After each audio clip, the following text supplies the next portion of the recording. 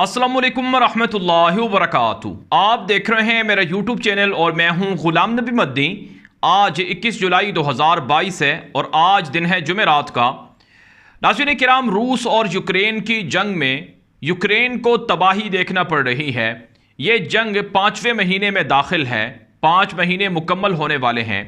इस जंग के अंदर यूक्रेन की मदद अरबों डॉलर के असलहे के ज़रिए से अमरीका ने की, यूरोप ने की, लेकिन अमेरिका और यूरोप की मदद नाकारा साबित हुई है, नाकाम साबित हुई है।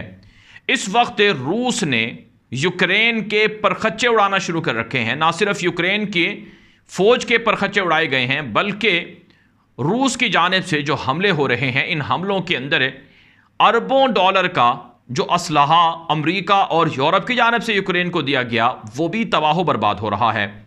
सूरत हाल यह है नाज़रीन किराम कि इस जंग में रूस दावा करता है कि इसने पिछले 5 महीनों में जो रूस की जानिब से जो हमले हुए हैं, उन हमलों में तकरीबन यूक्रेन के 50,000 फौजी कत्ल हुए हैं, ज़ख्मी हुए हैं और गिरफ्तार हुए हैं और लापता हुए हैं। यह नाज़रीन किराम रूसी मीडिया दावा करता है।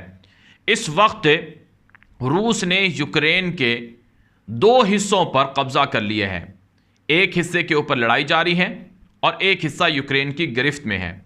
जो यूक्रेन का मशरकी इलाका है, जिसे दोनबास कहा जाता है, ये वो इलाका है जो रूस के साथ जुड़ता है, जिसकी सरहदें रूस के साथ मिलती हैं। इस पूरे इलाके पर यूक्रेन का कंट्रोल ख़त्म हो गया है और रूस ने कंट्रोल कर लिया है।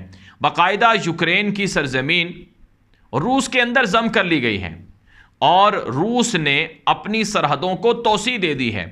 जो पहले बॉर्डर था यूक्रेन और रूस के दरमियान, अब वो ख़त्म हो गया है। अब वो बॉर्डर और वो बाउंड्री और वो सरहद आगे हो गई है, आगे तक फैल गई है, जिसके अंदर दोनबास के कई इलाके, जिसमें डोनेट्स्क है, लुगांस्क है और बाकी छोटे बड़े शहर हैं, वो सारे के सारे रूस के अंदर शामिल हो गए हैं। और रूस ये दावा करता है कि हमने इन इलाकों में अपनी हुकूमत भी लगा दी है, गवर्नमेंट इंस्टॉल कर दी है। हमने यहाँ के शहरियों को रूसी पासपोर्ट जारी करना शुरू कर दिए हैं। यहाँ पर रूसी करेंसी रूबल भी चलना शुरू हो गई है। ये नाज़रीन किराम सूरत हाल है यूक्रेन की उन इलाकों की जो कि रूस के साथ जुड़ते हैं। अब वो इलाके जहाँ पर लड़ाई हो रही है, इसमें नाज़रीन किराम खार्किव है, इसमें कीव है जो कैपिटल है। यहाँ पर शदीद लड़ाई जारी है और वक्फे वक्फे से लड़ाई हो रही है। और इसी तरह से यूक्रेन के जुनूबी जो इलाके थे, उनके करीब भी रूसी फ़ौज के हमले बढ़ते जा रहे हैं। और इसी तरह से जो यूक्रेन की फ़ौजी ताकत थी, जिसमें जहाज़ थे, ड्रोन हमले थे, ड्रोन तैयारे थे और टैंक थे और बाकी गाड़ियाँ थी, वो भी सब की सब तबाह कर दी गई हैं।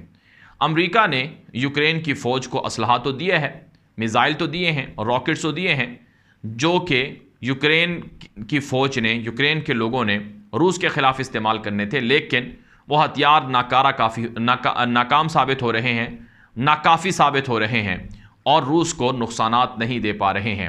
और इस वक्त जो खबरें सामने आ रही हैं कि पिछले 10 दिनों से रूसी सदर व्लादिमीर पुतिन की हिदायत के मुताबिक हमले पहले से ज़्यादा बढ़ा दिए गए हैं और पहले से ज़्यादा हमलों में 20 से 30% इजाफा आया है, जिससे यूक्रेन को बड़ी पसपाई देखना पड़ रही है।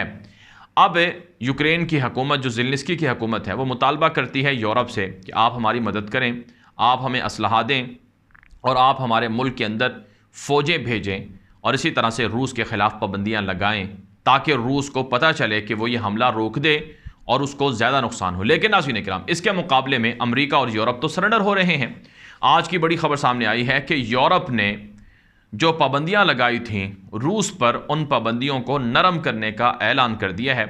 रूस के जो मरकज़ी बैंक थे, मरकज़ी कंपनियाँ थीं और इसी तरह से जो दीगर बैंक और इदारे थे, उन पर पाबंदियों में नरमी की गई है और रूस के ऊपर जितनी तजारती पाबंदियाँ थीं उनमें भी कमी की गई है। और वजह यह बताई गई है कि रूस के पास जो गंदम है, जिसकी दुनिया को ज़रूरत है, उसको दुनिया तक पहुँचाने की इजाज़त दी गई है, ताकि दुनिया के अंदर ग़िज़ाई बहरान कम से कम हो और जो दुनिया पिछले कई महीनों से मुश्किलात का सामना कर रही है, इन मुश्किलात से लोगों को निजात मिले। इस वजह से रूस के ऊपर जो लगी पाबंदियाँ हैं, उनमें नरमी की गई है। ये यूरोपीय यूनियन की जानिब से, यूरोपीय मालिक की जानिब से ये बयान सामने आया है। लेकिन दूसरी तरफ नाज़रीन किराम, जो अंदर के माहिरीन हैं, जो रूस के अहलकार हैं या तज्ज़ियाकार हैं, मीडिया है, वो ये दावा कर रहा है कि दरअसल रूस ये जंग जीत रहा है और रूस ने अमेरिका और यूरोप की गर्दन दबोच ली है। और जो गैस की तरसील रुकी है जर्मनी को और यूरोप को, इससे यूरोप बड़े ख़तरात से दो चार हो गया है। यूरोप को पता है कि हम रूस से पंगा नहीं ले सकते हैं। रूस अगर हमें पेट्रोल और गैस देना बंद कर दे तो हमारी फैक्ट्रियां बंद हो जाएंगी, हमारे लोग बेरोज़गार हो जाएंगे और हमारे मुल्क के अंदर सब चीज़ें ठप हो जाएंगी और एक तरह से इंतशार और फसाद फैल जाएगा। इसलिए रूस से हम ज़्यादा देर तक पंगा नहीं ले सकते हैं।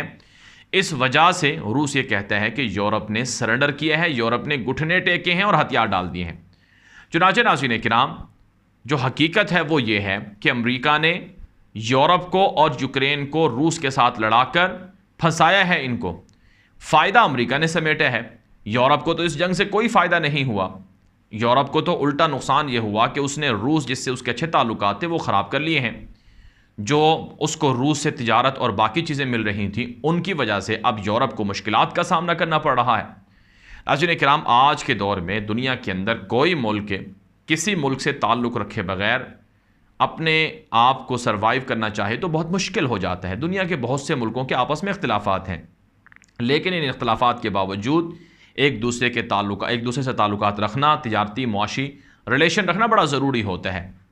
और रूस जैसा मुल्क जो यूरोप की 40 से 45% गैस और पेट्रोल की ज़रूरियात पूरी करता है, जो दुनिया के अंदर 40% तक गंदम की ज़रूरियात पूरी करता है, उससे यूरोप के ममालिक कैसे ताल्लुक़ ख़त्म कर सकते हैं।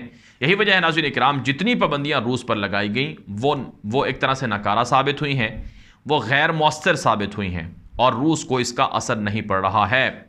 और नाज़रीन इकराम, रूस अब दुनिया के साथ पहले से ज़्यादा रिलेशन मजबूत कर रहा है। बहुत से मुल्क हैं जो रूस से सस्ता पेट्रोल ख़रीद रहे हैं, दुनिया को बेच रहे हैं, और कई मुल्कों ने इस जंग के दौरान रूस से ताल्लुकात बनाने के लिए राबते पहले से ज़्यादा तेज़ किए हैं, जिसका फ़ायदा रूस को हो रहा है। सारी बहस का खुलासा ये हुआ कि आलमी तौर पर जो अमेरिका का गलबा था या बादशाहत थी या रोब था अमेरिका का वर्ल्ड ऑर्डर जो दुनिया के अंदर नाफिज था, वो अब टूट रहा है। अमेरिका की बादशाहत ख़त्म हो रही है।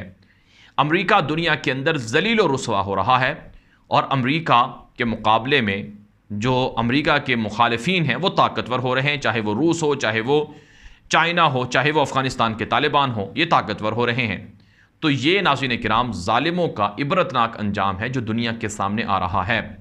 इसके अलावा जो एक और ख़बर सामने आ रही है वो ये है, यह ख़बर बुनियादी तौर पर इसराइल से है कि इसराइल के यहूदी और इसराइली फ़ौजी वो खुफिया तौर पर यूक्रेन के अंदर लड़ने के लिए जा रहे हैं रूस के ख़िलाफ़। और दावा ये किया जाता है कि चूँकि बड़ी तादाद में यहूदी यूक्रेन के अंदर रहते हैं, उन यहूदियों की मदद के लिए इसराइल से जो फ़ौजी हैं या साबिक या रिटायर या माजी में फ़ौज के अंदर तरबियत लेने वाले लोग हैं, वो लड़ने के लिए, मदद करने के लिए जाते रहे हैं, जो यूक्रेन की फ़ौज में भर्ती हो गए हैं। इस हवाले से इसराइली अखबारात, यरूशलेम पोस्ट में, हेरिटेज में और बाकी जगहों में रिपोर्टें छपती रही हैं। लेकिन नाज़रीन किराम, हकीकत ये है कि जो लोग इसराइल से यूक्रेन लड़ने के लिए गए, वो रूस के ख़िलाफ़ लड़ने के लिए गए और वो यूक्रेन को ये समझ बैठे कि ये भी यहूदियों के लिए एक अलग से रियासत है, एक अलग से मुल्क है और इसके ज़रिए से यहूदी दुनिया के अंदर ताकतवर हो रहे हैं। और अब जो रिपोर्ट रूसी मीडिया पर नशर हो रही है कि जो इसराइली लड़ने के लिए यूक्रेन आए हैं, उन इसराइलियों को भी रूस ने मार डाला है, उनको भी कत्ल कर डाला है। और बड़ी तादाद में, जहां मैंने आपको शुरू में बताया कि 50,000 यूक्रेनी फ़ौजियों को कत्ल का दावा है, उसमें जो अजनबी जंगजू हैं वो भी मारे गए हैं, चाहे वो यूरोप से आए हों, बरतानिया से आए हों, जर्मनी से, फ्रांस से, चाहे वो इसराइल के यहूदी हों, चाहे वो अमेरिका से आने वाले लोग हों। ये रूसी मीडिया दावा कर रहा है। ताहम नाज़रीन किराम, CIA की जानिब से भी आज दावा किया गया है कि 15,000 रूसी यूक्रेन के अंदर कत्ल हुए हैं, रूसी फ़ौजी कत्ल हुए हैं। तो 50 और 15 में अगर मुआवजा किया जाए तो जाहिर सी बात है रूस का भी नुकसान हुआ है, लेकिन इतना नहीं हुआ जितना के नुकसान अमेरिका का, यूरोप का, यूक्रेन का, इसराइल का और उनके हवारियों को हुआ है। बहरहाल नाज़रीन किराम, इस वीडियो के हवाले से अपनी राय कमेंट के जरिए से ज़रूर पहुँचाएं। ये वीडियो दोस्तों के साथ नशर कर लें ताकि वो भी मालूमात हासिल कर सकें। मज़ीद खबरों के लिए मेरा यूट्यूब चैनल न्यूज़ की दुनिया है, उसे लाजमी फॉलो करें। अपनी राय कमेंट के जरिए से, व्हाट्सएप के जरिए से दे सकते हैं। अब तक के लिए इतना ही इजाज़त दीजिए। अस्सलामु अलैकुम वरहमतुल्लाहि वबरकातुहू।